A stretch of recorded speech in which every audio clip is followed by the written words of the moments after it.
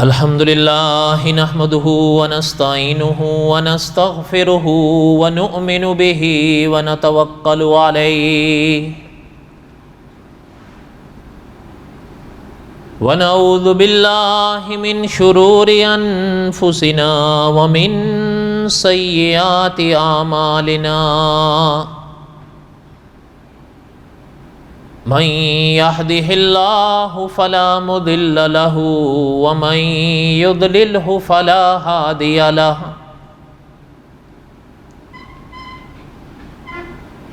ونشهد أن لا إله إلا الله وحده لا شريك له ونشهد أن سيدنا وسندنا ومولانا محمدا عبده ورسوله أما بعد أعوذ بالله من الشيطان الرجيم بسم الله الرحمن الرحيم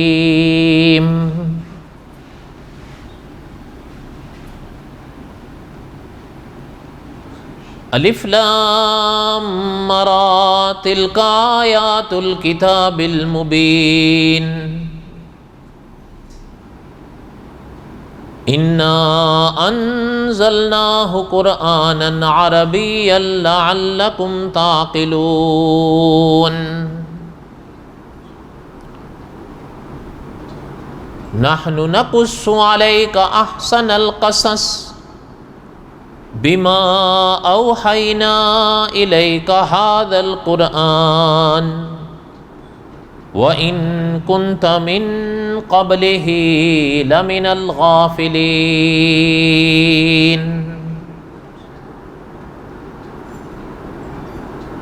وقال الله تعالى في مقام آخر قل إن كنتم تحبون الله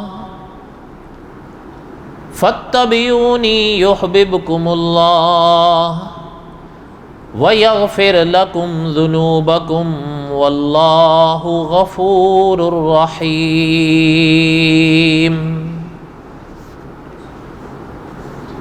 قل أطيعوا الله والرسول فَإِن تَوَلَّوْا فَإِنَّ اللَّهَ لَا يُحِبُّ الْكَافِرِينَ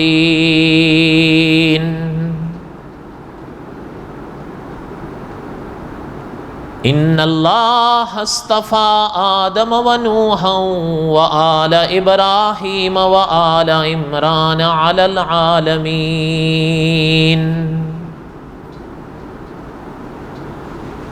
ذُرِّيَّةً بعضها من بعض واللہ سمیع علیم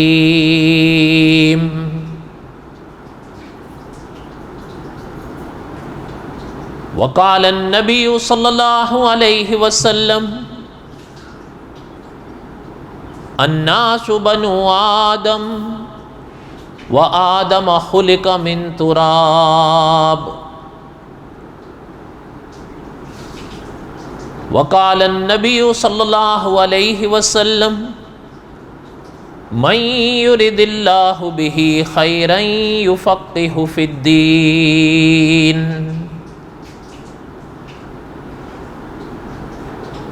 صدق اللہ العظیم وصدق رسولہ النبی الکریم ونحن علی ذلک لمن الشاہدین والشاکرین والحمد للہ رب العالمین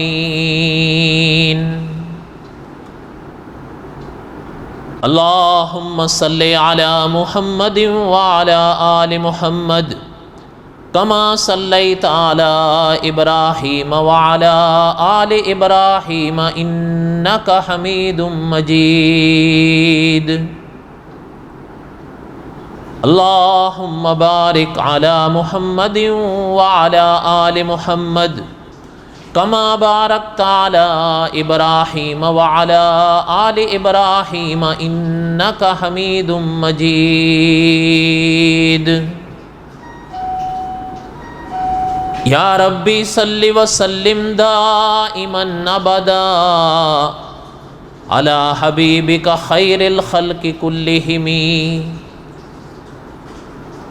هو الحبیب الذی ترجا شفاعته لکل حول من الاحوال مقتحم۔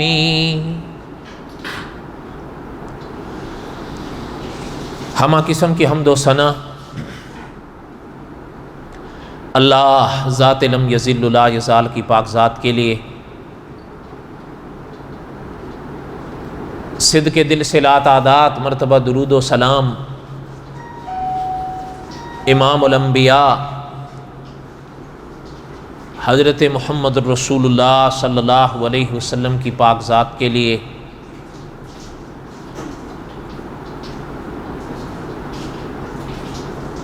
جمعہ کے بیانات میں قصص الانبیاء علیہم السلام کے اسباق میں دہرا رہا تھا،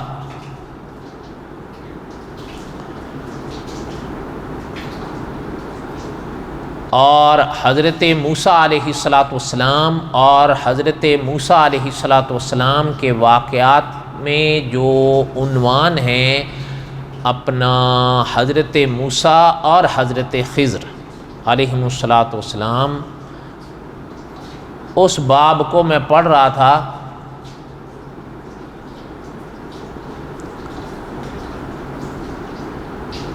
اور جب وہ باب مکمل ہوا تو مولانا عبد الرحمن صاحب مظاہری رحمۃ اللہ علیہ نے اس باب کے اخیر میں مسائل سے گانا کا عنوان لکھ کر، اور دوسرے بعض اکابر نے اس ترتیب سے مسائل چہار گانا لکھ کر کچھ سوالات کے جوابات لکھے۔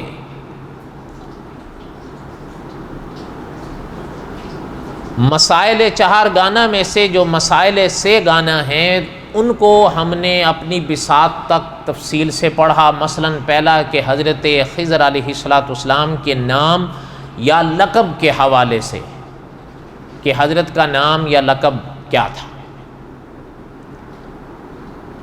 مسائل سے یا چہار گانا میں سے دوسرا تھا کہ آیا حضرت خضر علیہ السلام اللہ کے نبی تھے یا اللہ کے ولی تھے، اس کو بھی ہم نے پڑھا۔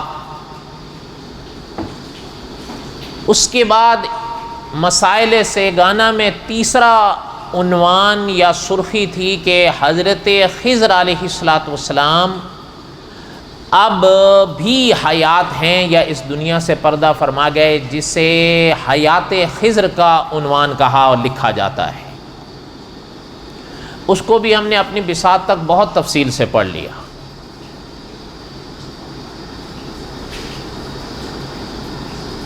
اس کے بعد اس باب کا آخری عنوان ہے جو ان مسائل سے گانا کے بعد چوتھا اور اس حوالے سے آخری ہے کہ جسے کہا جاتا ہے تکوین۔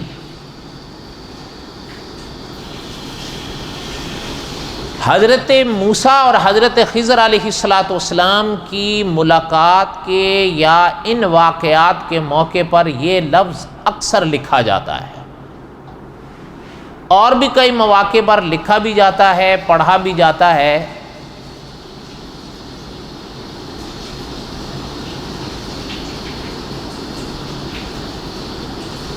اس کو سمجھانے کی اور سمجھنے کی ضرورت ہے۔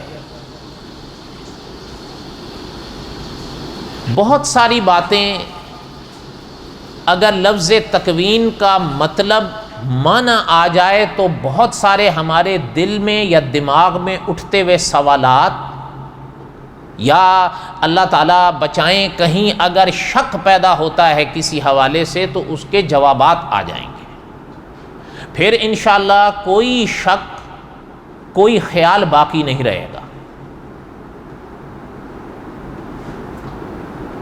ہاں یہ ضروری ہے کہ اس لفظ کے جو معنی ہیں وہ ذہن میں انسان کے رہنے چاہیے. تھوڑا مشکل بھی ہے کیونکہ برسوں پہلے کی بات ہے. اگر میں غلط نہیں ہوں تو یہ سن 1984 کی بات ہے کہ مناظر ختم نبوت مولانا منظور احمد چنوٹی رحمۃ اللہ علیہ نے طلباء کو عقیدہ ختم نبوت اور رد قادیانیت نصاب پڑھایا تھا. اس میں حضرت نے ایک موقع پر فرمایا تھا کہ اب معلوماتی تقریریں نہیں ہوتی.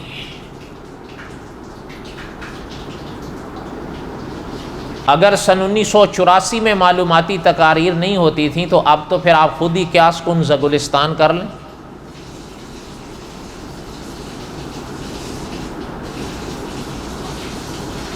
ایک بات. دوسری بات، تجربہ یہ ہے کہ معلوماتی تقاریر جہاں معلوماتی ہوتی ہیں تو وہاں عموماً مشکل بھی ہوتی ہیں. پھر اس مشکل یا معلوماتی تقریر کو سننے یا سمجھنے کے لیے کم از کم دو باتوں کی ضرورت ہوتی ہے، ایک دل اور دوسرے دماغ.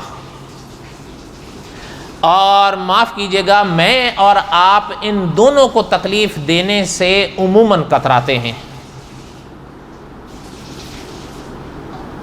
دل لگائیں گے تو بڑی مشکل سے مشکل منزل بھی طے ہو جاتی ہے، دماغ کو حاضر رکھیں گے تو مشکل سے مشکل بات بھی سمجھ آ جاتی ہے. لیکن جب میں اور آپ ان دونوں کو لگائیں گے نہیں تو پھر سمجھ کیسے آئے گی؟ اس لیے عام طور پر جو تجربہ ہے وہ یہ ہے کہ جس تقریر میں سر ہو، جس تقریر میں کوئی ہلکا پھلکا واقعہ ہو، جس میں کوئی لطیفہ ہو، اس کو میں اور آپ سب شوق سے سنتے ہیں، حاضر دل دماغ سے سنتے ہیں. اور جو معلوماتی تقاریر ہوتی ہیں تو پھر بس الا ماشاء اللہ والی بات ہے، اور کیا کہہ سکتے ہیں. لیکن وہ ضروری ہوتی ہیں. ہمارے ایک استاد ہوتے تھے، وہ فرمایا کرتے تھے کہ تقریر انسان ایسی سنے یا کتاب انسان ایسی پڑھے. دونوں باتیں فرماتے تھے تقریر انسان ایسی سنے یا کتاب انسان ایسی پڑھے جو انسان کا عقیدہ بنا دے. اور عقیدہ بنے گا تو عمل میں بھی نکھار آئے گا. جیسے جیسے اعمال میں نکھار آئے گا تو پھر دل کا عالم بھی کچھ اور ہو جائے گا. تو بہرحال تکوین کے حوالے سے ہے تو میں نے ابھی عرض کیا مشکل ہے، لیکن بہرحال میں اس کو سمجھانے کی کوشش کروں گا. اب آپ کتنا اس کو سمجھتے ہیں دعا ہے، بس اللہ تعالیٰ مجھے اور آپ کو سمجھنے کی توفیق دیں. اور دوسری ایک بات یہ بھی میں عرض کروں گا کہ اگر کوئی بات سمجھانے سے میں رہ جاؤں یا سمجھا نہ پاؤں باوجود کوشش کے تو معذور سمجھیے گا، اپنی طرف سے کوشش ہی ہوگی.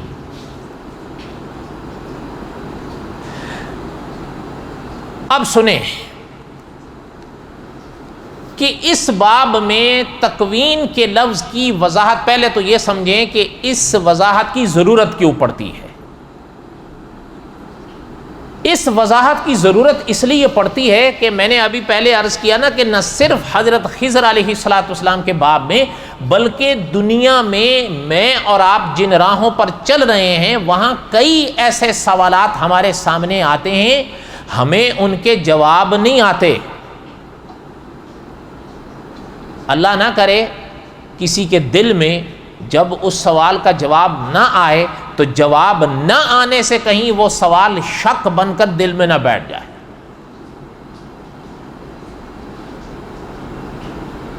اس لیے یہ نہایت اہم مسئلہ ہے. اس کے جب اللہ تعالیٰ نے توفیق دی اگر میں اس کو پڑھ سکانا تو آپ خود بخود سمجھیں گے کہ یہ کتنا ضروری ہے.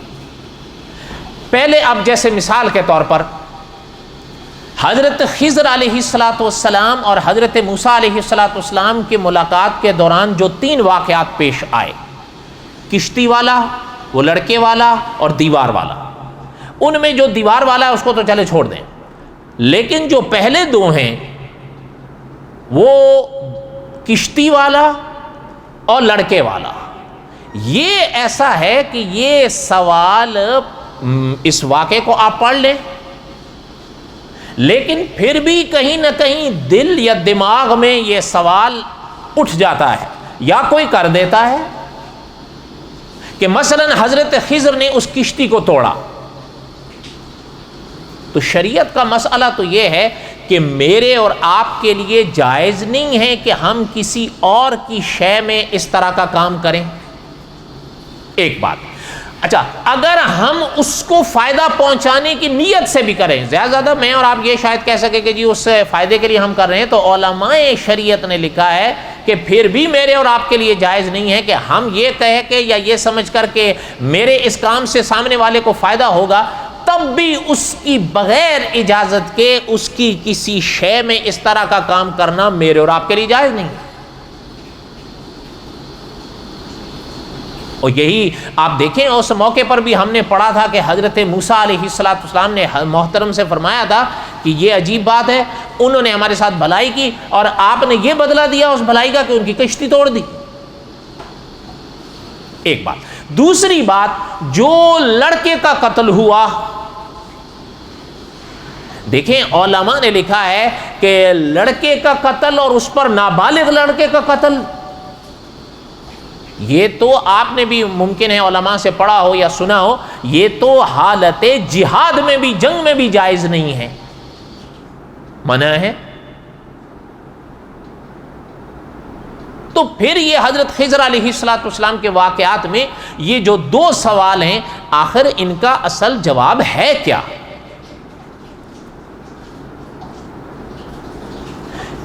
یہ ان دونوں سوالوں کا جواب جاننے کے لیے نا تکوین کا مسئلہ سمجھنا ضروری ہے. جس کو تکوین کا مسئلہ یا معنی آ جائے گا پھر اس کے لیے یہ بھی اور باقی کئی طرح کے سوالات. دیکھیں آپ کے اور میرے سامنے دنیا میں کئی دفعہ ایسے ہوتا ہے، ایک نہیں کئی واقعات میرے اور آپ کے سامنے ایسے آتے ہیں جن پر ہمارا دل جلتا ہے کہ یہ کیا ہو گیا، پھر سوچ میں بھی پڑتے ہیں لیکن اس کے باوجود ہمیں ان کے جواب سمجھ میں نہیں آتے. آپ اللہ تعالیٰ اپنی پناہ نصیب فرمائے. کئی دفعہ ایسا آپ نے پڑھا ہوگا، سنا ہوگا، کئی شہروں میں زلزلے آئے، گھروں کے گھر تباہ ہو گئے، وبائیں آئیں، ہزاروں نہیں لاکھوں لوگ لقمہ اجل بنے. اچھا، کبھی کبھی ایسا ہوتا ہے آپ دیکھ لیں کہ اللہ تعالیٰ معاف فرمائے، ایک انسان جو ہے وہ شاید برائی کا کوئی کام نہیں چھوڑتا لیکن پھل رہا ہوتا ہے، پھول رہا ہوتا ہے، اور اس کے سامنے کچھ ایسے بھی حضرات ہوتے ہیں جو بیچارے شاید نماز تہجد بھی نہ چھوڑتے ہوں، فرض تو بڑی دور کی بات ہے، لیکن اس کے باوجود وہ آدھی روٹی بھی مشکل سے ان کو نصیب ہوتی ہے. دنیا میں ایسے لوگ بھی ہیں.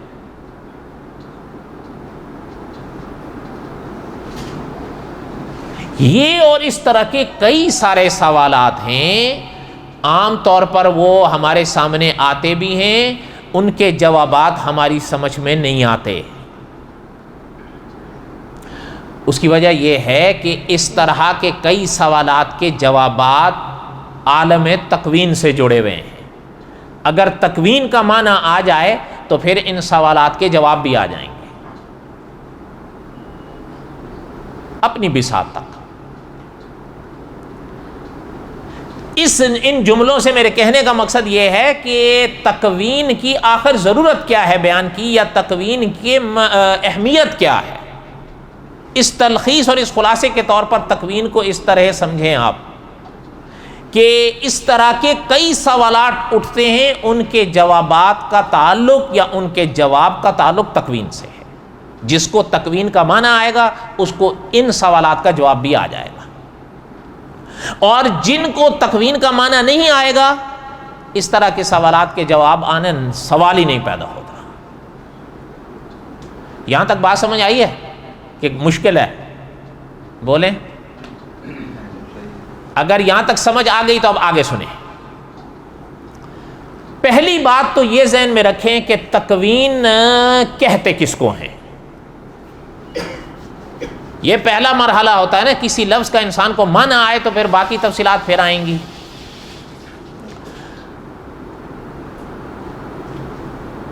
پہلی بات، تکوین کہتے کس کو ہیں، تکوین کا معنی کیا ہے، ایک بات۔ دوسری بات اس کے ساتھ یہ بھی سنیں کہ عام طور پر ایک لفظ کے دو معنی چلتے ہیں، خاص کر اسلامی دنیا میں۔ ایک لفظ ہوتا ہے اس کا معنی ایک ہوتا ہے لغت کے لحاظ سے، جسے آپ کے اور ہمارے ہاں ڈکشنری کہتے ہیں، اور دوسرا معنی ہوتا ہے اسلامی اصطلاح کے حوالے سے، جسے اسلامی ڈکشنری کہتے ہیں۔ میں نے اور آپ نے اس دوسرے معنی کو دیکھا، اس کی وجہ یہ ہے کہ حکیم الاسلام قاری محمد طیب صاحب رحمۃ اللہ علیہ، وہ محتمم دارالعلوم دیوبند، حضرت نے لکھا ہے، حضرت فرماتے تھے کہ دین اسلام نے الفاظ انسانی زبان کے لیے ہیں، لیکن ان الفاظ میں دین اسلام نے معنی اپنے رکھے۔ اس کی ایک دو مثالیں سمجھیں تو آپ کو بات سمجھ آ جائے گی۔ ابھی انشاءاللہ اللہ تعالیٰ نے توفیق دی تو آپ اور ہم نماز ادا کریں گے نا۔ مولانا کاندلوی رحمۃ اللہ علیہ نے لکھا تھا کہ نماز تو فارسی کا لفظ ہے، کلام پاک اس عبادت کو صلاۃ کہتا ہے، صاد کے ساتھ۔ اب صلاۃ کا جو لفظ ہے اس کو اگر آپ لغت میں یعنی ڈکشنری میں دیکھیں تو آپ کو لفظ صلاۃ کا معنی ملے گا دعا۔ دھیان دیجئے گا ورنہ بات نہیں سمجھ آئے۔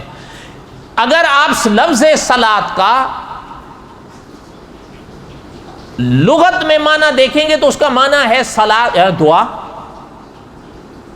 اچھا، اب جب نماز کا وقت ہو گیا ہے، میں یہاں پر بیٹھ کے کہہ دوں ربنا آتنا فی الدنیا حسنہ وفی الآخرۃ حسنہ، تو دعا تو میں نے کر دی، یہ دعا ہی ہے نا، ربنا آتنا فی الدنیا حسنہ وفی الآخرۃ حسنہ، یہ دعا ہی تو ہے۔ اچھا، یہ کر دی تو نماز ہو گئی؟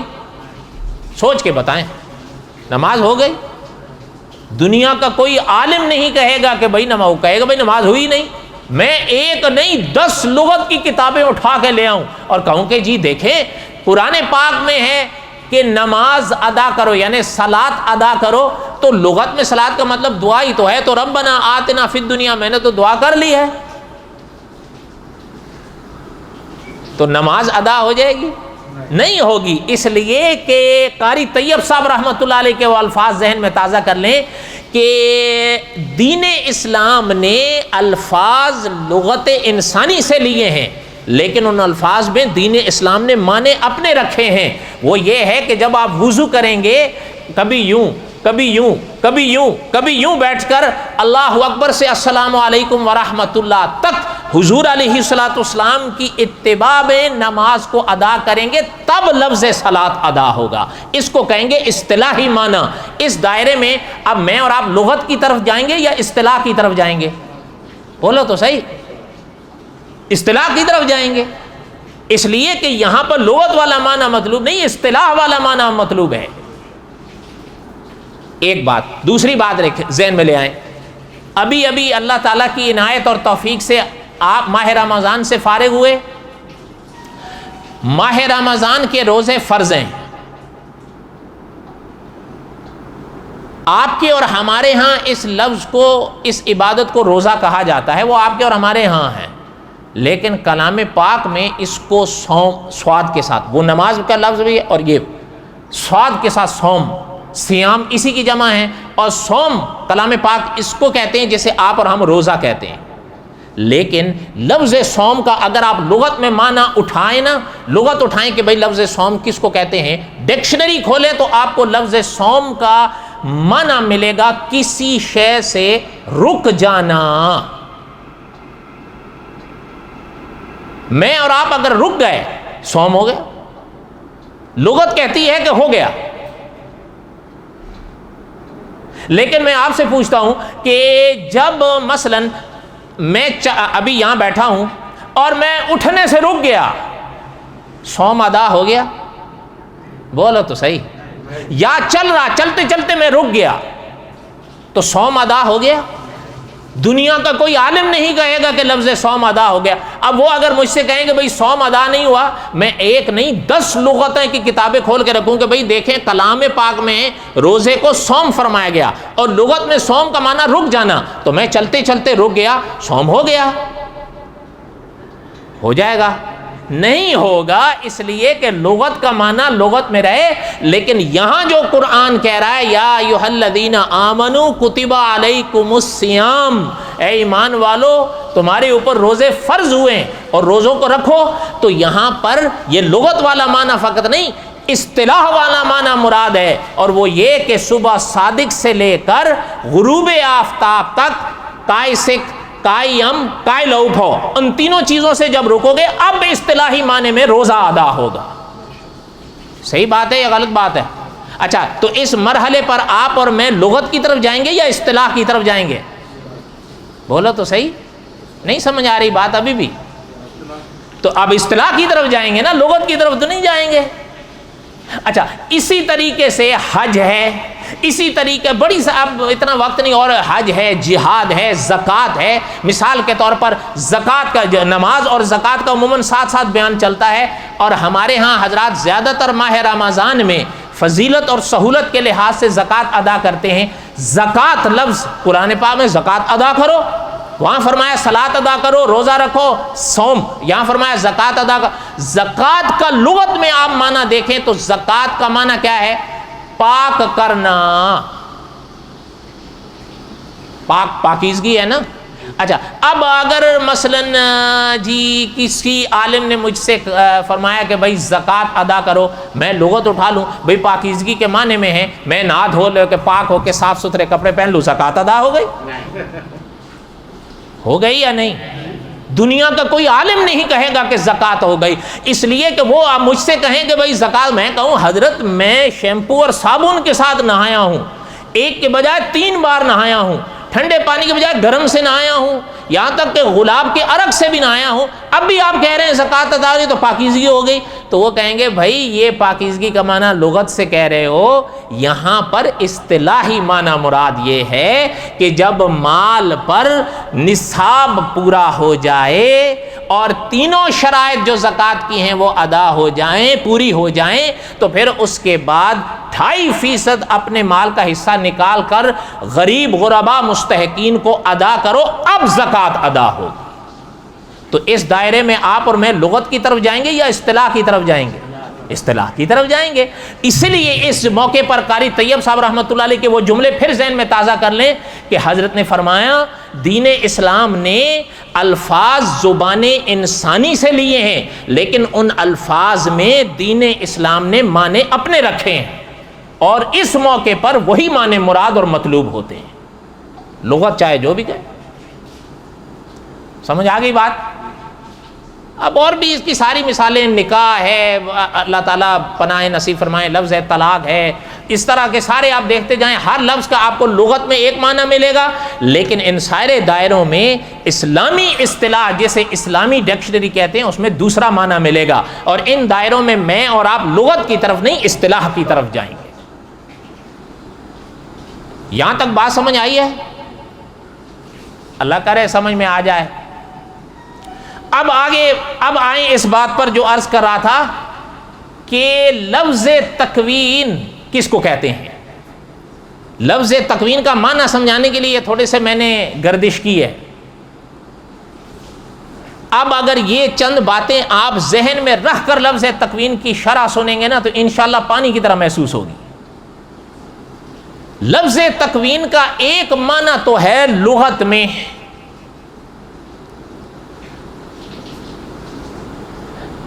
اچھا اس کو عرض کرنے سے پہلے ایک بات اور بھی ذہن میں سن لیں. آپ اور ہم اللہ تعالیٰ کی عنایت اور فضل سے مسلمان ہیں. لا الہ الا اللہ محمد الرسول اللہ، آمنت باللہ ورسلہ. اس لیے کبھی کبھی کچھ باتیں ہمارے سامنے ایسی آئیں گی، ممکن ہے ان کے جواب ہماری سمجھ میں نہ آ رہے ہوں، تو یاد رہے وہ قصور دین اسلام کی باتوں کا یا ان واقعات کا نہیں ہوتا، میری اور آپ کی فہم کا ہوتا ہے.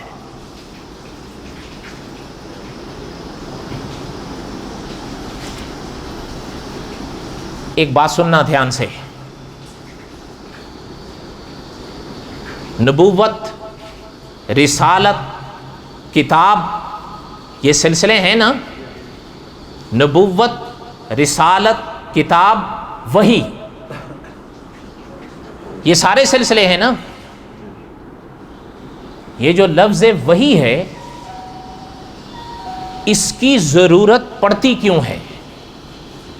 اس لیے پڑتی ہے کہ دنیا کی راہیں طے کرنے کے لیے میری اور آپ کی فقط عقل کافی نہیں ہے. اگر مجھے اور آپ کو عقل کے حوالے کر دیا جاتا تو نہ جانے کہاں جا کے ہماری تان ٹوٹتی. اس لیے علماء نے لکھا ہے جہاں عقل کی سرحد ختم ہوتی ہے وہاں سے وہی انسان کی رہنمائی کرتی ہے. اس کی ایک موٹی سی مثال سننا. دنیا میں فتنے ہیں نا، اب بھی ہیں. پرانے دور میں ایک فتنہ گزرا ہے تاریخ میں، اب اس کا وجود نہیں رہا، تاریخ میں ہے. اگر میں غلط نہیں ہوں، کوئی غلطی ہوگی تو میری طرف سے ہوگی، اگر میں غلط نہیں ہوں تو تقریباً کم و بیش 8 صدیاں ہو گئیں اس کو، دم توڑ گیا. اس کا جو ماننے والا تھا اور اس کو جو بنانے والا تھا، اس نے جہاں اور کئی باتیں لکھی ان میں ایک بات اس نے یہ لکھی، کہتا ہے مجھے انسانوں سے یا مسلمانوں سے ایک بات سمجھ میں نہیں آتی. کون سی بات؟ لکھتا ہے، کہتا ہے کہ اگر وہ ایک گھر میں جنم لیتا ہے اور اس کے ساتھ کوئی لڑکی جنم لیتی ہے، دونوں ساتھ میں پل بڑھ کے بڑے ہوتے ہیں، دونوں ایک دوسرے کو مزاج کو سمجھتے ہیں، دونوں ایک دوسرے کے رویوں کو سمجھتے ہیں، دونوں ایک دوسرے کو برداشت کر سکتے ہیں. اس کے سوا کہتا ہے کہ وہ لڑکی اس آدمی کا ہر کام کر سکتی ہے، اس کے لیے روٹی بنا سکتی ہے، اس کے لیے کھانا بنا سکتی ہے، اس کا گھر کا صاف صفائی کر سکتی ہے. جب یہ سارے کام وہ کر سکتی ہے، ان میں کوئی عیب نہیں، تو مجھے نہیں سمجھ میں آتا مسلمانوں کی بات یا انسانوں کی بات کہ وہی لڑکی اس کی جنسی تسکین کا ذریعہ کیوں نہیں بن سکتی. نعوذ باللہ، نعوذ باللہ. آپ سچ بتاؤ یہ بہن کے بارے میں نہیں لکھ رہا ہے؟ اچھا پھر آگے اس نے ایک سوال کہتا ہے کہ دنیا کا کوئی فرد، دیکھیں بہن سے رشتہ حرام ہونے میں تنہا مسلمان تو نہیں ہے، تنہا دین اسلام تو نہیں ہے، اور بھی مذاہب ساتھ میں ہیں. کہتا ہے دنیا کا کوئی فرد بشر، دنیا کا کوئی شخص میرے اس سوال کا عقلی جواب دے، میں مان جاؤں گا اس کو. اس کی بات سمجھ آئی ہے؟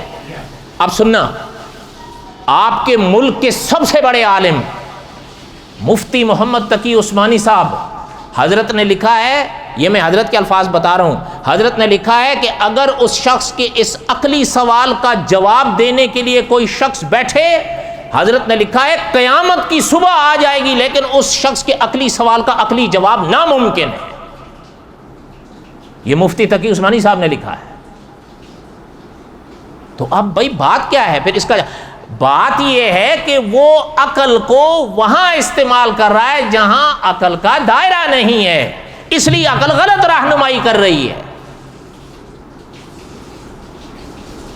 وہ کہہ رہا ہے کہ بھائی اس کی وجہ یہ ہے کہ یہاں پر عقل فیصلے نہیں کرے گی، یہاں تو عقل کو استعمال کرو گے تو یہ نتیجہ نکلے گا، یہاں وہی رہنمائی کرے گی۔ وہ کیا کہ اللہ نے فرمایا ہے، وہی اللہ کے پیغام کا دوسرا نام ہے نا، اللہ نے فرمایا حرمت علیکم امہاتکم، تمہاری مائیں تمہارے اوپر حرام ہیں، وبناتکم، تمہاری بیٹیاں تمہارے اوپر حرام ہیں، وَأَخَوَاتُكُمْ، تمہاری بہنیں تمہارے اوپر حرام ہیں۔ اب یہاں عقل نہیں چلے گی، عقل تو غلط رہنمائی کرے گی، یہاں وہی رہنمائی کرے گی۔ وہی کی ضرورت سمجھ میں آئی ہے؟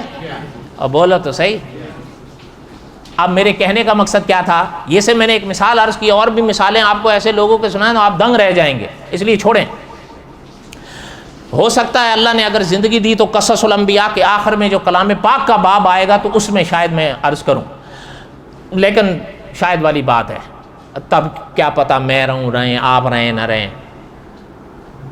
جو بات عرض کر رہا تھا وہ یہ کہ وحی کے مرحلے پر کئی ایسی باتیں ہمارے سامنے آ سکتی ہیں اور آتی ہیں جہاں ممکن ہے میری اور آپ کی سمجھ میں نہ آ رہی ہوں، ہمیں انوکھی اوپری لگیں، تو وہاں یہ جملہ یاد کر لیا کیجئے کہ وہاں پر قصور وحی یا واقعات سچوں کا نہیں ہے، میری اور آپ کی عقل اور فہم کی حد وہیں تک ہے، وہ اس سے باہر چل نہیں سکے گی۔ آپ اور میں اس کو اب اس کی حد سے باہر چلائیں گے تو وہ صحیح کے بجائے غلط رہنمائی کرے گی۔ یہاں تک بات سمجھ آئی ہے؟ اب تکوین آئندہ بقایا انشاءاللہ، وما علینا الا البلاغ المبین، سنتیں ادا کر